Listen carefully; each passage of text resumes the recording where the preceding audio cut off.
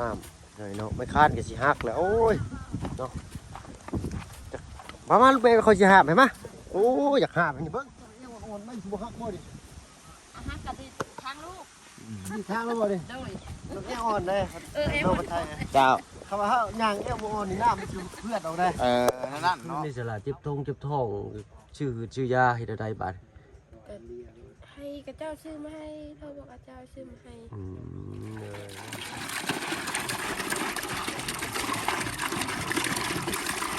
เนาะพี่น้อยเนาะเปิดคลิปเปิดภาพมามื้อนี้จะจักอยู่ไสเนาะทางเบาไร่เปิดพาเขาดงเขาป่ามา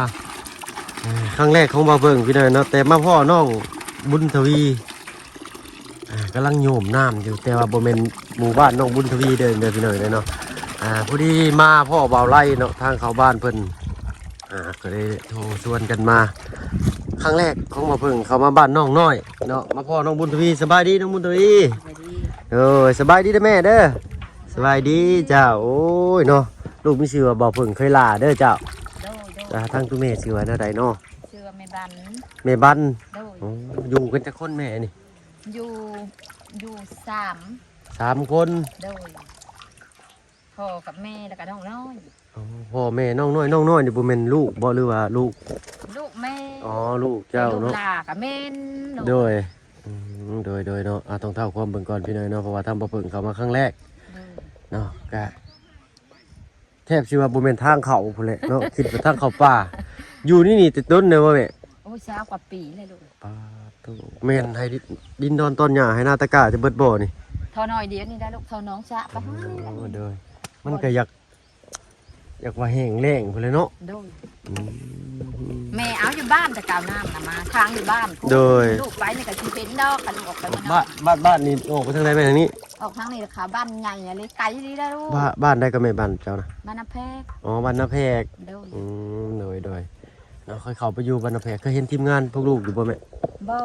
เคยเห็นเนาะครั้งแรกเนาะแม่บ่เคยจักเทื่อโดยเนาะเอาบุญกอดสอดเกี่ยวกันมาหากันพี่น้อยเนาะครับสายบุญว่าซั่นซะเอาไว้ทางนี้ลายสายยาวลูกโดยบุญลายสายยาวมันก็เพิ่นเนาะเอา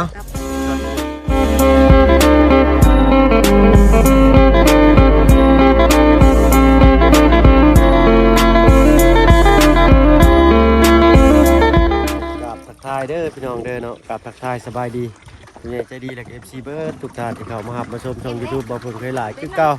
บอกว่าฝั่งไทยฝั่งลาวแล้วก็ทั้งฝั่งต่างประเทศก็ยินดีต้อนรับเข้าสู่ช่อง YouTube บ่เพิ่งเคยหลายคือเก่าพี่น้อยเนาะเอาเข้ามาครั้งแรกก็คาดว่าให้ออกผู้เดียวออกบ่ถึกเลยพี่น้อยเนาะโอ้ดูโค้งอยู่ในป่านั่นจิว่าพี่ชักเมื่อวานเขาสั่งกันลงคือกันลงบ่เจ้าลงเจ้ามาเฮ็ดยังอันนี้น้องมาเฮ็ดห้องน้ำมาเป็นลูกมือให้พอสร้างเพื่อนเป็นได้เพื่อนเจ้าแล้วเลยเนาะได้นอนเลยบ่นอนแล้วฟันดีอยู่บ่ยังบ่ฟันซ้ำบ่โอ้ยรับจะลืมฟันเนาะนอนอุ่นแบบนี้เนาะบ่หนาวแล้วพี่น้อยเนาะทางบ่อไร่เพิ่นโอลมเบิ่งก่อนพี่น้อยเนาะทางน้องน้อยเพิ่นอายุจักปีเลยแม่15จังได๋ทางบ่เพิ่นสิเข้าไปถามน้องเพิ่นเองก็แล้วกันพี่น้อยเนาะแม่บ้านชื่อเพิ่นเนาะแล้วก็น้องน้อยอายุ15ปีน้องเคยเห็นแต่ในคลิปทีมงานเนาะคือว่ามาเฮ็ดจักมื้อเลยเนาะห้องน้ำทางก็มามื้อนี้ทางก็มามื้อวานนี่แต่มาเห็นมื้อนี้มาเบิ่งมื้อวานนี้แต่มาเฮ็ดมื้อนี้ขี่รถทั้งกันเข้ามานะจักรถจักเนาะว่าน้องสายฟ้าไว้อยู่เฮือนคนเดียวโอ้เนาะยามมื้อแรงก็เที่ยวเอาเนาะนอนพี่เลยนอนน้ำมันกับเพื่อนเพิ่นอยู่บ่มีบนดูบนเช่าพ่อแล้วบ่บัดนี้เดี๋ยวกันตัวลมจำพี่หน่อยเนาะมื้อนี้เอ้าจังได๋จะไปถามทางน้องน้อยเพิ่นพี่หน่อยเนาะอาบน้ำหน่อยเนาะไม่คาดก็สิหักแล้วโอ้ยเนาะประมาณลูกเมย์เขาสิหักเห็นมั้ยโอ้ยอยากหักนี่เบิ่งไม่บ่ฮักบ่ดิฮักกับที่ทางลูกที่ทางแล้วบ่ดิโดยมันแออ่อนเลยเอวไทยเจ้าคำว่าเฮาย่างแอวบ่อ่อนนี่น้ำมันสิเพื่อนเอาได้นั่นเนาะเขาเคยหาบอยู่ตัวหนึ่งฮะดิเอวอ่อนอันนี้เนาะมันยังอ่อนบ่พอต้องอ่อนอยู่นี่เด้ ว่าเขาว่าเขาหามน้ำแอลบ่อ่อนมันเหี้ย น่ะแอลออนอันนี้เนาะ เอาจะไปใช้บัตรนี่ แอลออนตั้งได้เมียเชย เอ้ามันเงินบ่บ่ใช่ ฮะ แอลบ่อ่อนยังได้ลูกนึงไงนะ ยังใช้ไปใช้อ่ะน่ะที่ถอกลงคุมบ่ อีเดียว เอาดิบ่เอา เข้าไปนั่นยามว่าคุณจะบอกแล้วก็ไป สบายดีจ้ะสบายยิ้มเหรอยิ้มนะ คืออะไรนี่ยาวอ่ะนะบ่ ยิ้มเหรอ โอ้ มันจะโง่คนหน่อยเนาะนี่ตั้งน้องน้อยสบายดีด้วยล่ะเด้อ ยิ้มให้น้องน้อยบ้างนี่ แล้วก็ยิ้มตอบเลย กันยังได้กันยิ้มเนาะยิ้ม นอน เลย แก้วมาได้ตู้ลมผัด ลมพัดแค่เหี้ย ลมผัดแก้วเฮียจะได้พูดนะ บ่ได้เสียเงินบ่น่ะไปทอนน่ะ 200,000 ทอนแทน ต้องจะหายิ้มตัดเล็กไงเนาะ บ่ได้คอยเอาก็ได้เอาเข้าเห็นบ่แขวบ่สร้างบ่มีจักเล็ก คงแท้ดีเนาะ คือได้ยินข่าวว่าย่ำหลังง่วงก็แค่เหี้ยบ่ แก้วเฮียเลยมือนั้นมือกันเงินบุญพอนี่พอแขก เมื่ออันนี่บ่ เลยทั้งเมีย บ มัน น ต้อ สาง รวัตร ไป นี่ กินรถย่ำรถ ตั้งบ่มีอันนั่นดีเนาะแขวจ้ะเนาะ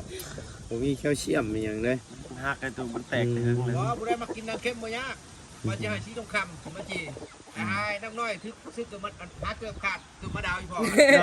มันนี่กินไปกินมาแล้วมันย่ำมันนัวได้เนาะ อ่ะ มีหมู่ควายมันหลายคนกับเจ้าลิ้นไผ่แล้วมันนี่มันเมื่อยช่อยเลยน้ำเค็ม เลย พักเกือบมะดาวไปปดย่ำน้ำกันเลยมากลายเป็นเกือบมะดาว เอ้ยดอกเหมือนซาดเอ้าน้ำมันยังหล่าได้น้ำของไม่บ่ จำหลังไหม เอาเนาะขอบใจทั้งน้องพัดใจเป็นลายๆเนาะสบายดีจ้าโอ้ยน้องมาพบพ่อกันอยู่พี่แหละพี่หน่อยเนาะ คนยังเข่าก็แขวออกเลยเนาะ มันหักได้ตัวแขวมันหักแขวมันหัก ใช่แขวปอ แมนไปทอนเพิ่นว่าประมาณเดือนหนึ่งเลยเพิ่นไหนไปประมาณเดือนหนึ่งเพิ่นไหนไปใส่พี่หน่อยเนาะเอา กินได้ไหม กินได้ไหมใช้ชื่อ น้ำยังอันนี้น้ำยังอันนี้ ชื่อว่าอันเดียว สอง ทางเสียงใครนะ เด้คนละซอง อ๋ออันยาบ่นี่ฮะ แม่ไหม เจ้าบอกหาอะไรไม่กี่ขี้หมูเจ้าก็บ่ไร พาบ่ โอ้ยเห็นยากได้เป็นนักไปไหน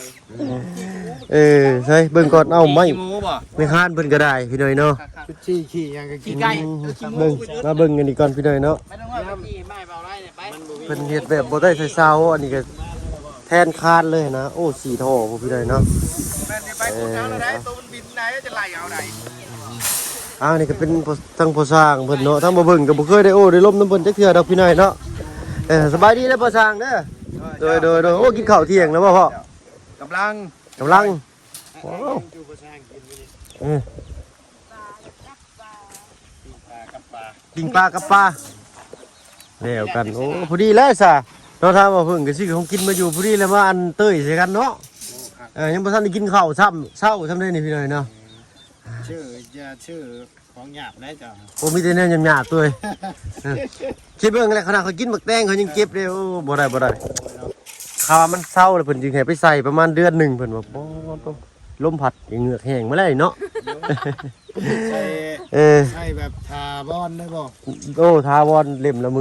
15,500ก็ใส่เอาแล้วทาบอนมา เบิดกระตูมีแต่500 มันจะโตวิทยา500 เลย11,000ยังหาบ่ได้อยู่ โอ้เนาะเล่มละ500บ่ควร 1,500 บาท เล่มหนึ่งอะไร แม่น วันนี้มันออกจากลิ้มมัน 2 บ่ บ่ตอนแรกมันหักเล่มหนึง มันออกเลี้ยงกันได้บ่ มันหักเล่มหนึงแล้วมันก็หักอีกมันหักมันเป็นเหงือกมัน เดี่ยวเขียวไม่ได้ดิเดี๋ยวไอ้ไรจะไป โอ้ ใส่ บ่ได้แล้ว ก็เห็นอยู่ได้ตายมาก ลงมาไล่ เลย เพราะมันบอกแบบว่าว่าขอโทษน้ำดอก เลย เขาคางอันนั้นเขาคาเขาชกไปในบนไม้นั่นกันแขวงัวนั่นตัวโอ้ทนตัวนั้นมันชกใส่ เอ้า วันนี้ชีนยันมาพี่เลิศกับกายมัน โอ้ยนอกจากได้อยู่แขวงัวนี่มื้อนั้นก็พาหัวก็อยู่ ตัวเล่มใหญ่แล้วก็เอามาใส่เป็นเล่มเดียวเด้อหัวจะออก2เล่มอันนี้ บ่สิใส่2เล่มคือเก่า ใส่2เล่ม หน่วยใส่เล่มเดียวบ่ได้ มันใส่เขียวงัวนะ โอแขวงัวเนาะโอ้ ไม่ใช่เขียวว่ากะเขียวแมวแมวน้องชายผ้าได้เหรอสิทอนอะไรนั่นอยู่ สิร้อนแขวบ่ แหลม อ๋อว่าไปอีกพี่หน่อยเนาะ เอาเอานัวหัวมวนพี่หน่อยเนาะ เพิ่นพี่น้อง เหนื่อย คนนี่ยังเนาะ ไปว่าแม่จ้อยถึงตัวเองอ่ะ ไว้ให้คู่มือ โอ้ไว้ได้เขาจะมาปั๊บ ว่าได้ขี่สร้างสูบยามาคือตะกี้ได้เดี๋ยวนี้ขี่จรวดได้เดี๋ยวนี้ ขี่ เอ จ อ รวดได้คู่มือนี่ เอาจะได้จังกลับมาทำน้องเพิ่นเติมอีกพี่หน่อยเนาะเดี๋ยวเบิ่งเงินซันบันซองน้องเพิ่นก่อนเนาะอยู่กันสิออกมาอยู่นี่จักปีเลยล่ะแต่จำความได้เลยขออนุญาตนั่งจังไรเอามือนี้มียังมาฝากเด้อ ขอบใจเด้อ เด้อเนาะได้ขนมได้กระซ้อยอะไรพี่น้อยเนาะจะชื่อยังเข้ามาต้องซื้อขนมก่อนเด็กน้อยเลยอาจจะอยู่3คนก็พอไม่รู้สิบ่ล่ะ เลยคนนึง ไม่ใช่ซะ หายซี่อยู่ไปสิ หากี่ชีหากี่ชีมาขายบ่เอาเนาะ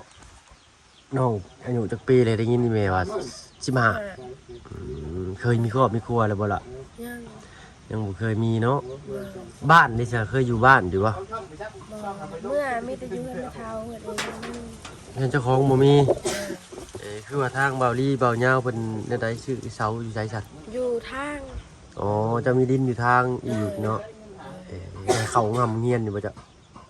เข้าเยอะ ฮอดห้องได้ ผมบ่ซีเข้าแต่ว่าเป็นเนาะ เขาของผู้ซี่ตะกี้เพิ่นบอก เลยแม่น ยังบ่จบจำบ่จัก แม่น ออกกลางเทอมอีก เลย เนาะแล้วได้บัดยามสิเข้าบ้านเฮ็ดแล้วได้ไปอันนี้ ย่างเมื่อ ย่างเมื่อ เลย ลัดพี่บ่หรือไปพี่ ไปเมื่อพี่ย่างพี่เขาไปโรงเรียนก็ย่างไปนี่ ย่างว่าได้ใกล้เลยประมาณ3หลักหรือ2หลักหรือว่าเข้ามาแรกๆมันไกลอยู่ไกลลิถ้าว่าให้อ้ายออกไปคนเดียวนี่บ่ฮู้ทางออกจำได้นี่เด้อ เลย เอาอ้ายมีชื่อว่า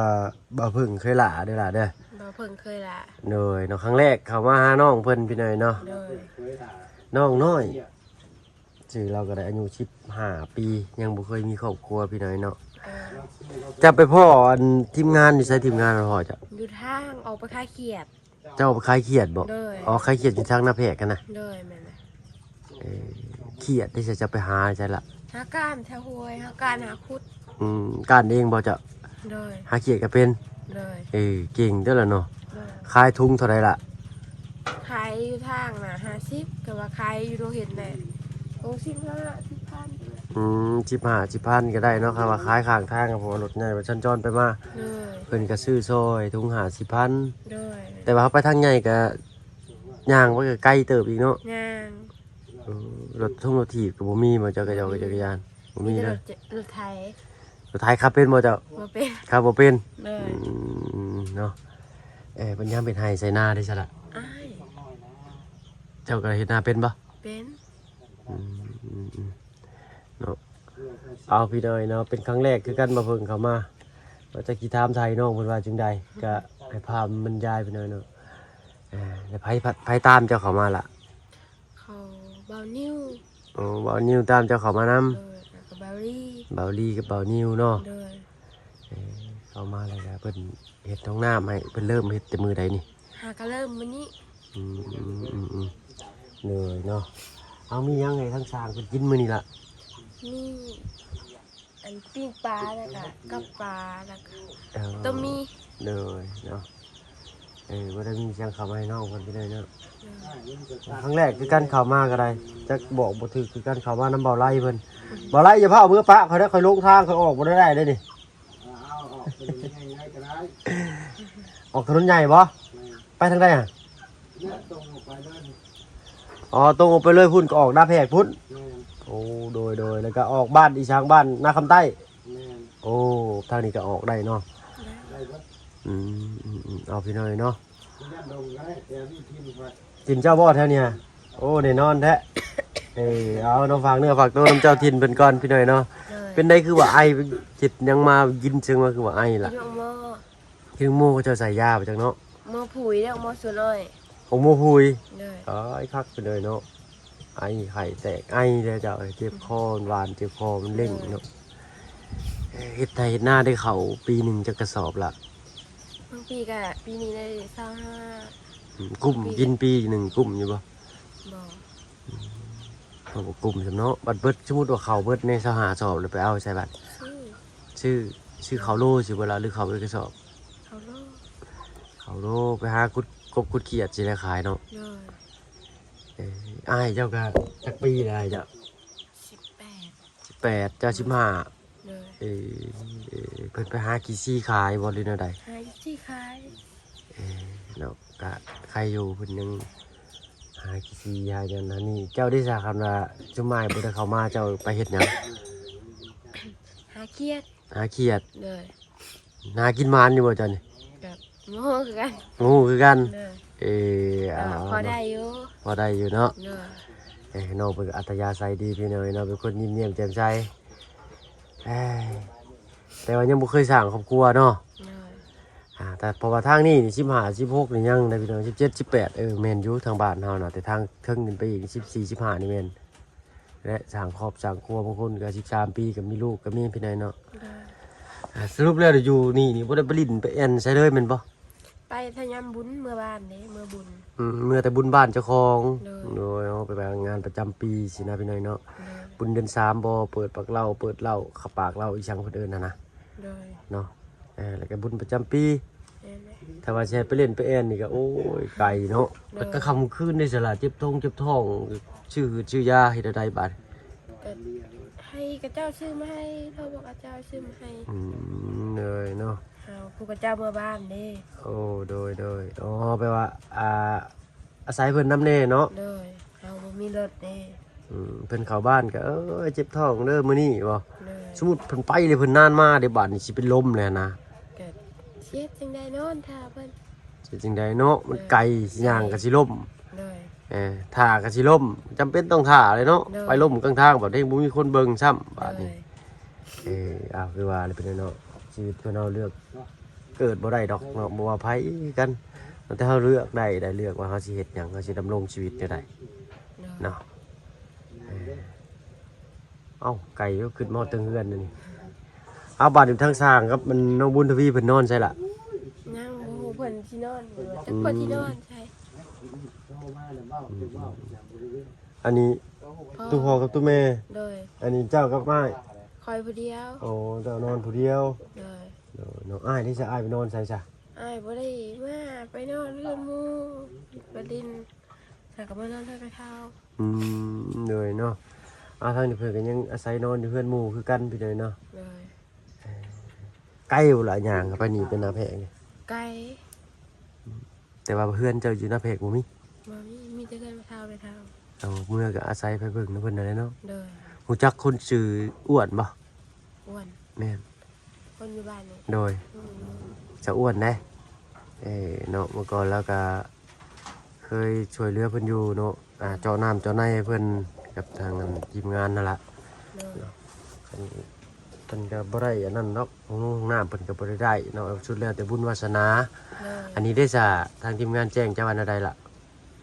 ยังได้แต่เสา ยังได้แต่เช้าเนาะ เลย สรุปปลูกอยู่บ้านพุทธ อยู่แค่ทางพอดีที่ทางขนุน โดย ทาง โดย ดำเลย ติดทางดำเลย เลย โอ้ดีเนาะจักมือสิให้น้องเพิ่นพาเขาไปเบิ่งอยู่พี่น้อยเนาะถ้าว่าเพิ่นก็บ่เคยเข้ามาจักเทื่อ เลย แต่นี่ยังออกบ่ถือก็ได้ดิหลงทางเราได้นี่กลับไปทางเก่านี่นะ มีสัญญาณอยู่บ่เลยแถวป่านี่ บนมีบนมี อ้าวแล้วกันพี่น้อยเนาะตายครับป่านนี่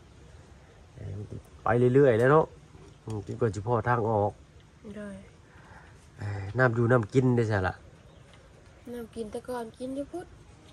แต่เดี๋ยวนี้ทางทีมงานไปซื้อข้าวมาให้บ่หรือทาง ทีม พอง า สั่ น ง ซื้อเขามาให้4 ตุก 5 ตุก